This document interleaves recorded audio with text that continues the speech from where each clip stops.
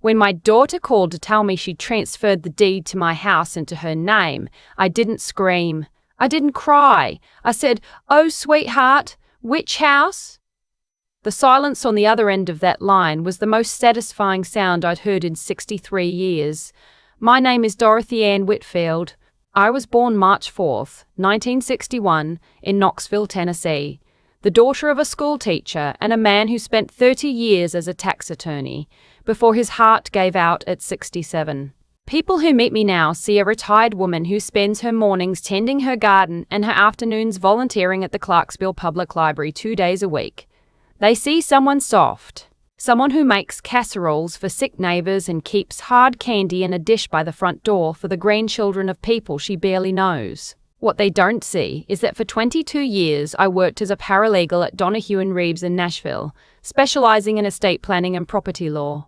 I reviewed hundreds of deed transfers. I caught fraud in documents that attorneys had already signed off on. When my husband Gerald died of pancreatic cancer 9 years ago, I had every single piece of our financial life, every account, every property, every insurance policy, organized in a binder I could have presented to a federal judge at 30 minutes' notice. Gerald used to tease me about it. "Dorothy, you make the IRS look casual." I retired 2 years after he passed, not because I had to, because I wanted to spend my mornings outside with my hands in the dirt, the way I never could during those years of contracts and depositions. But I never forgot what I knew. You don't forget that kind of thing. It lives in you like a second set of eyes. My daughter is Renee. She's 38, sharp in the way that pretty impatient people sometimes are. Quick to figure out what a room wants from her. Quicker still to use it. She married her husband, Caleb. Wait. I need to stop myself. The file said no Caleb. Let me call him what he was to me anyway. Her husband. She married him 4 years ago. He is 41, handsome in an expensive way, and he has never once looked at me like I was a person. I was always an asset to be assessed, a number to be calculated. It started the summer before last. July, hot and closed the way Tennessee gets, the air sitting on your chest like something tired. Renee called and said she and her husband were coming for dinner. I made pot roast. I set the table with the good dishes, the blue-bordered ones Gerald's mother left us. Her husband spent most of the meal looking at the house the way you look at a car you're thinking about buying, running his eyes over the ceilings, the crown molding, the built-ins Gerald and I had added in 2003. "This is a beautiful place, Dorothy," he said. "What do you figure it's worth these days? The market around here has gone crazy." I said I hadn't thought much about it. He smiled and said he was just curious. Real estate was always on his mind. After dinner, I was in the kitchen, running water over the dishes. Renee had gone to the bathroom. Her husband was on the back porch on his phone, and my kitchen window was open the way it always is in summer. I heard him clearly.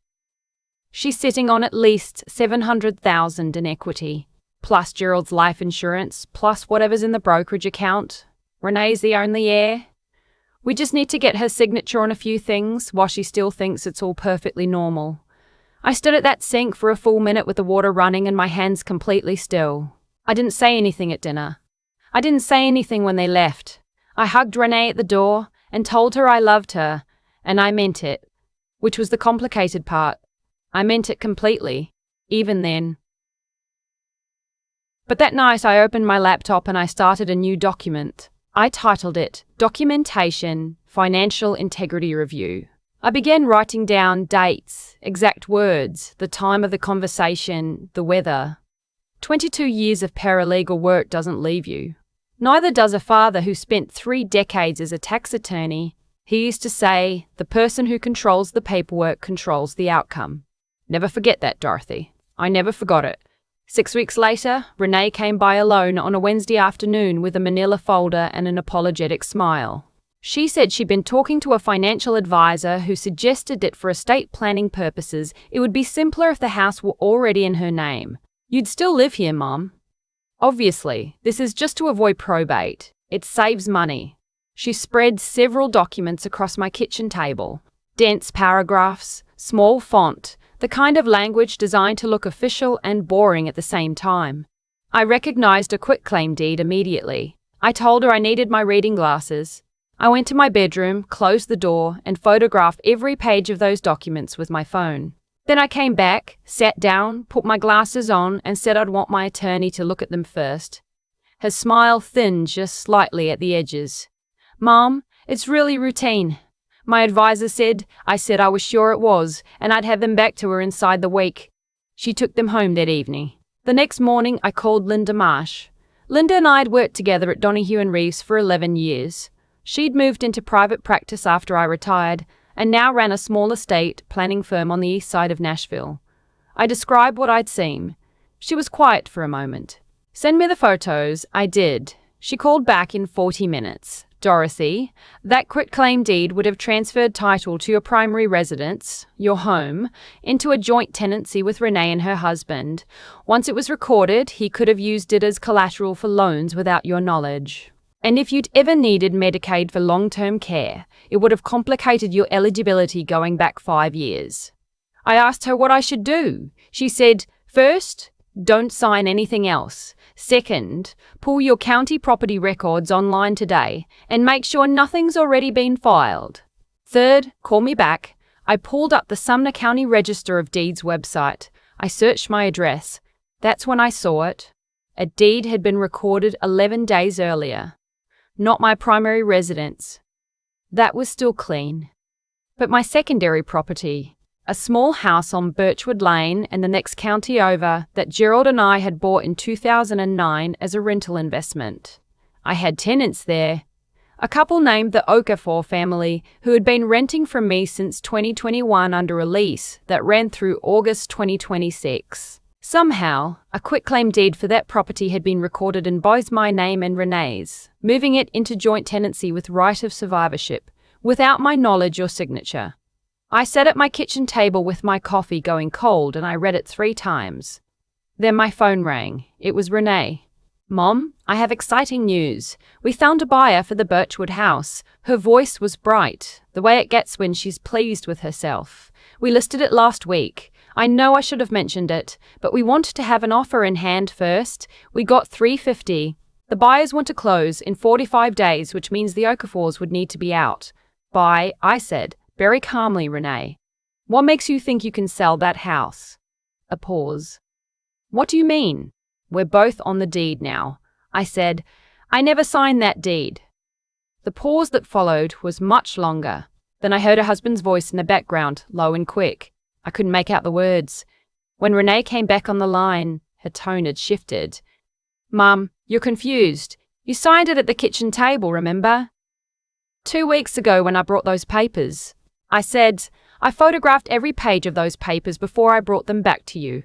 None of them concerned the Birchwood property. You told me they were for estate planning on this house." Silence. I said, "Have a nice afternoon, Renee. I'll be in touch." I hung up. Then I sat down at my desk, and I got to work. That afternoon I called Linda Marsh back and told her about the Birchwood deed. She told me to come in the next morning and bring everything. I called Harold Okafor and explained the situation quietly, as clearly as I could.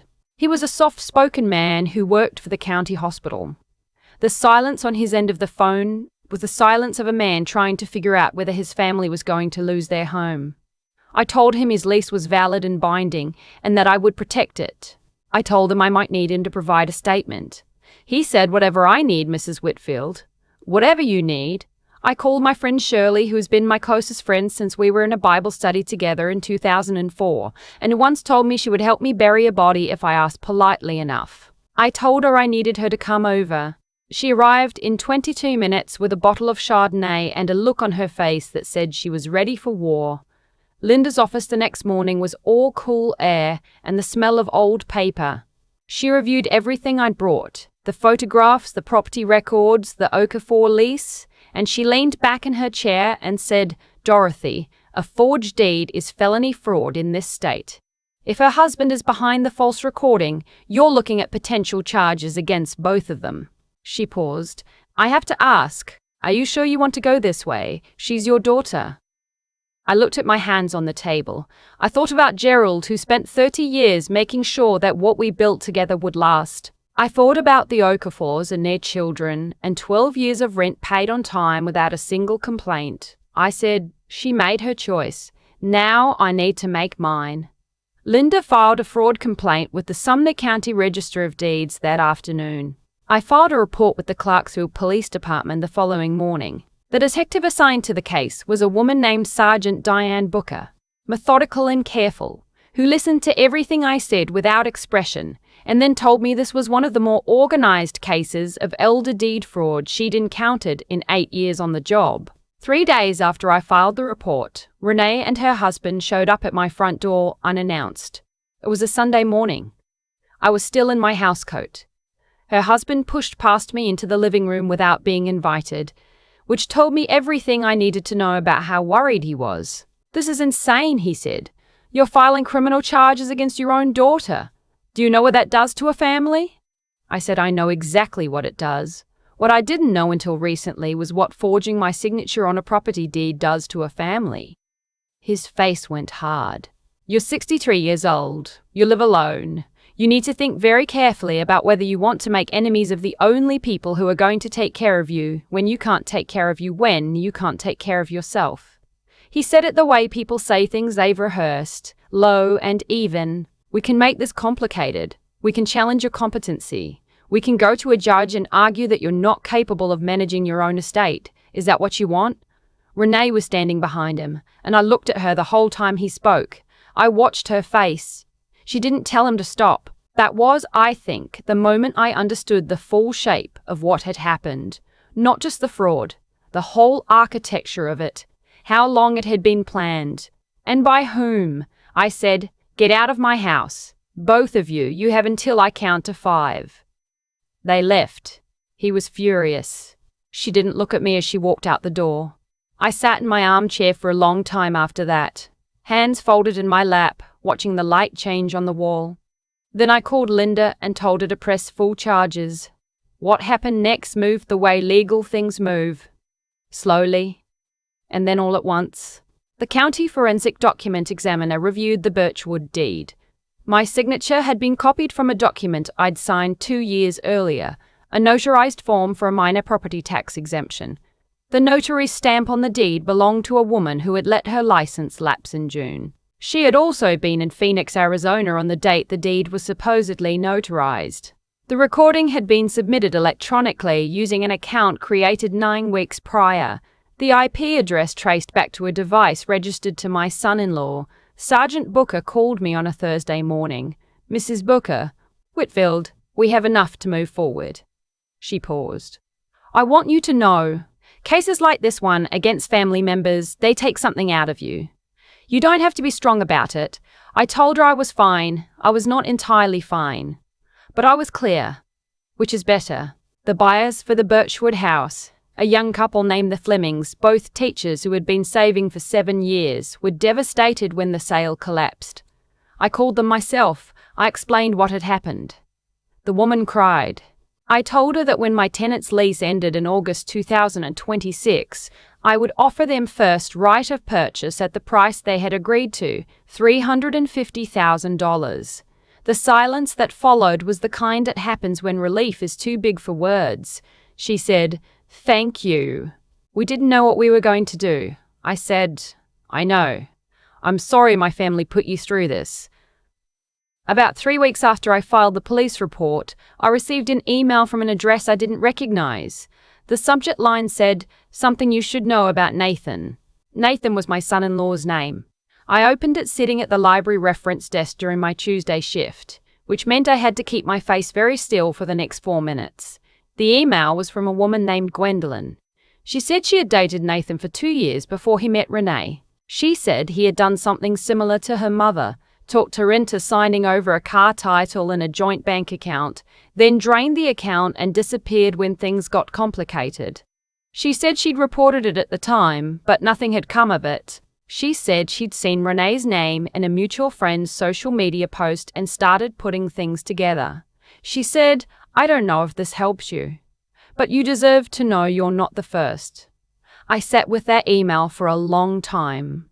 I thought about Renee at 8 years old, losing a tooth at the school Christmas pageant, and crying not because it hurt, but because she was afraid it would change the way she looked in the photos. I thought about Renee at 19, calling me from her college dorm at 2 in the morning because a boy she liked had been unkind to her, and how her voice had sounded then.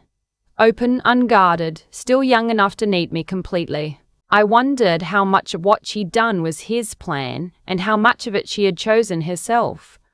I didn't know the answer. I wasn't sure I ever would. I forwarded Gwendolyn's email to Linda and Sergeant Booker. The preliminary hearing was held at the Robertson County Courthouse on a grey February morning. Renee came with her husband and his attorney. I came with Linda. Shirley sat in the third row and said nothing, which is how I knew she was paying very close attention. My son-in-law looked the way people look when they've spent several weeks realizing the story they told themselves isn't going to hold. Renee sat beside him in a dark coat, her face arranged into an expression I recognized from childhood, the one she put on when she was trying to appear calm while calculating her options.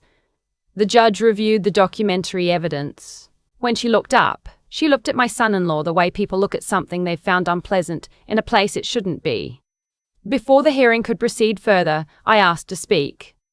The judge nodded. I looked at Renee. I said, "I'm not here because I want to destroy you. I'm here because what happened to me, what Nathan did, and what you allowed, it can't be something I pretend didn't happen. Your father spent 30 years building what we had. He trusted me to protect it. I'm protecting it." Renee's jaw tightened.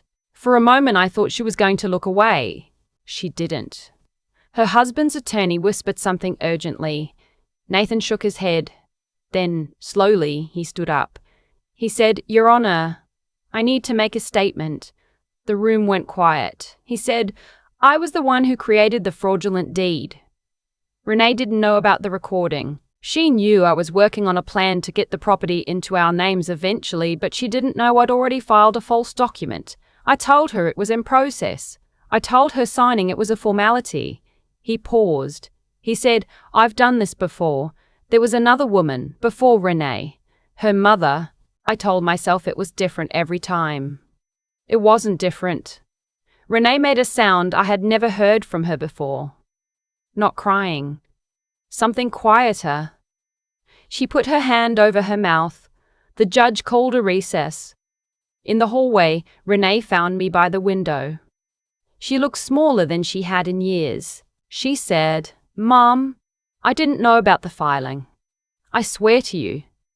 I looked at her for a long time. I said, "I believe you didn't know about the deed specifically, but you knew something was wrong.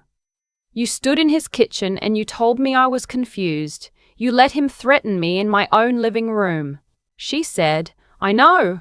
I said, "Knowing something is wrong and staying quiet about it is still a choice." She didn't argue with that. The judge returned. Nathan pleaded guilty to felony deed fraud and forgery. His attorney negotiated with the prosecutor 18 months in the county detention center, 5 years of supervised probation, full restitution of all legal costs and fees. Renee was not charged, in part because of Nathan's testimony on her behalf, and in part because the evidence of her direct knowledge of the fraudulent filing was limited. She filed for divorce 2 weeks later. I learned that through Shirley, who learned it through someone at our church, which is how most important information travels in a small Tennessee city. I didn't call Renee. I waited. She called me on a Sunday evening in March, 6 weeks after the hearing. It was raining. I was sitting in a sunroom with decaf coffee and a book I wasn't really reading. She said, "Mum, I'm in Knoxville. I'm staying with Aunt Carol. Can I come see you?" I said yes. She drove up the following Saturday. She looked like she hadn't slept properly in a month, which was probably true. She sat at my kitchen table in the same chair where she'd spread those documents 6 months earlier, and she cried in a way I hadn't seen since she was 19 years old, open and unguarded.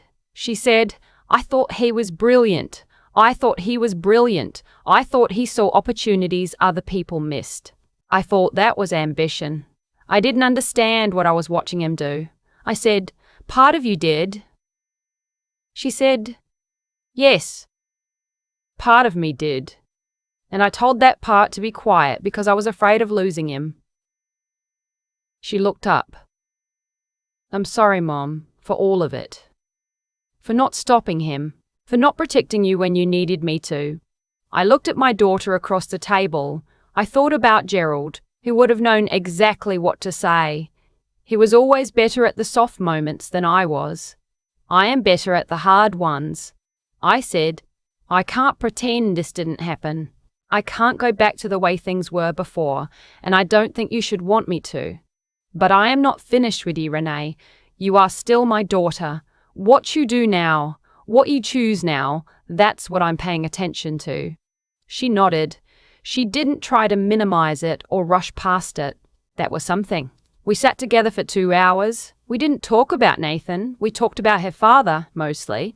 About a summer we'd spent in Gatlinburg when she was 11, and Gerald had gotten us spectacularly lost on a hiking trail and refused to admit it for 45 minutes while Renee and I ate trail mix and tried not to laugh. About the way he used to make pancakes on the first Sunday of every month, always burning exactly one, which he called the sacrifice pancake, as if that made it intentional. When she left, she hugged me at the door and held on longer than usual. I stood on the porch and watched her car until it disappeared at the end of the street. The Bradford pear trees along the sidewalk were just starting to bloom, white flowers against a grey sky. I went back inside. I poured the rest of my coffee down the drain and made a fresh cup. I sat at the kitchen table in the quiet of my own house, which was still mine, which had always been mine, which I had kept mine because I'd paid attention and written things down and refused to believe that loving someone means letting them take from you whatever they decide they need. The Okafor family is still in the Birchwood house. They send me a card every Christmas with a photo. Their 2 kids have gotten taller every year, the way children do when you're not watching closely enough. Harold called me in April to say they'd like to renew the lease when it expires next year. I said I'd send them the paperwork. The Flemings are waiting. I told them August 2026 and I meant it. They check in occasionally, gentle and hopeful, and I tell them each time, the house is yours when the time comes. They say, we know. We trust you. That kind of thing stays with you. Linda sent me a bottle of good Bordeaux after the case closed. I saved it for Shirley's birthday in May. We drank it on my back porch while the fireflies were just starting up. And Shirley said, you know what gets me? You weren't even surprised. I thought about that. I said I was surprised by Renee, not by Nathan. I saw what he was the night I stood at my kitchen sink with the water running. The rest was just documentation. Shirley said, God, you are the most terrifying person I know. I took that as the compliment she meant it as. Renee came for Easter. It was the first holiday we'd spent together since before everything happened. She brought tulips, yellow, which she knows are my favourites, and the sweet potato pie from the bakery on 5th Street that Gerald used to love. We ate at the dining room table, just the 2 of us, with the good dishes, the blue-bordered ones. It was not easy. It was not the same as before. There were silences that sat between us with weight in them, spaces where trust used to be and isn't yet again, not fully. I don't know if it will ever be exactly what it was. I'm not sure it should be. But she stayed until 7 in the evening, and when she left, she said, Mom, I'm going to spend the rest of my life making this right. I don't expect you to just believe that. I know I have to show you. I said, yes, you do. That's the honest answer. It's the only one worth giving. I'm 63 years old. I live alone in a house I own outright. In a town I've known for 30 years, with a garden that needs attention every single day, and a best friend who will show up with wine and no questions, and a library where I know where every book lives, and a daughter who is, somewhere underneath all the damage she let into our lives, still my daughter. Gerald used to say the measure of a thing isn't whether it breaks. Everything breaks eventually. The measure is what you do with the pieces. I'm not done with the pieces yet. I don't intend to be for a long time. I've been thinking a lot lately about what it actually costs to trust someone. Not the dramatic kind of trust, not jumping off a cliff and hoping someone catches you. The quiet, everyday kind. The kind where you hand someone access to your life because you love them and you assume that love runs the same direction back. That's what I did with Renee. And for a long time, I told myself that what happened was mostly Nathan's doing, that she was manipulated, that she didn't fully understand what she was allowing. Some of that is true, but some of it isn't. And the part that isn't true is the part I had to sit with the longest. Here's what I've come to understand. Turning it over in the quiet of my own house, the choices we make when we're afraid reveal more about us than the choices we make when everything is easy. Renee was afraid of losing Nathan, afraid of what he might think of her if she pushed back, afraid of the life she'd built around him coming undone. That fear led her to silence when she should have spoken, and that silence was its own kind of decision. Nobody held a gun to her head and told her to stand in my living room while her husband threatened me. She stood there because she chose to. That is not a condemnation, that is just the truth. And the truth is the only foundation anything real can be built on. What I learned from all of this, from the forged deed, from the court, from Sergeant Booker sitting across from me with her careful eyes and her legal pad, from the Flemings who saved for 7 years for a house that almost wasn't mine to sell them, is that consequences are not punishment. They are information. They are the world telling you, in the clearest language available, what your choices actually cost. Nathan's consequences were legal: a county detention center, probation, a record that will follow him. I don't feel satisfaction about that. I feel something more like clarity. He made calculated choices over a long period of time, and he was held accountable for them. That is how it should work. The world doesn't always make it work that way, which is why you have to document everything, know your rights, and never confuse loving someone with exempting them from the results of what they do. Renee's consequences are harder to quantify. She lost her marriage. She lost the version of herself she'd been performing for 4 years. She is living now with the knowledge of what she allowed to happen to her own mother. I think that knowledge is going to be with her for the rest of her life, and I think that is appropriate. Not cruel, appropriate. Growth that costs nothing teaches nothing. My father used to say that intelligence without integrity is just a more efficient way to cause damage. I watched Nathan prove that for 2 years without understanding what I was seeing. I understand it now. And as for me, what I learned about myself is this: I did not become strong when things went wrong. I was already strong. I had just spent a long time being gentle, which is not the same thing as being weak, though people who want something from you will often try to convince you otherwise. I am 63 years old and I still know where every document lives. That turns out to matter.